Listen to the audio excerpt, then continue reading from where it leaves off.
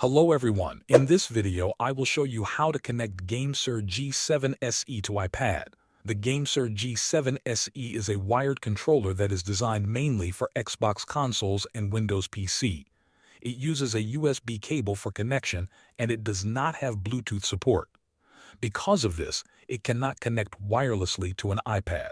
Some people attempt to connect the controller using a USB-C to USB-A adapter or a USB hub.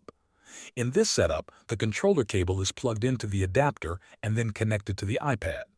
However, because the controller firmware is not designed for iOS or iPadOS controller drivers, the iPad typically will not detect it as a usable controller. In most cases, the controller will power on because it receives electricity through the cable, but it will not send usable control inputs to the iPad. There are also cloud gaming services and remote play apps that allow controllers to be used through other devices like a PC.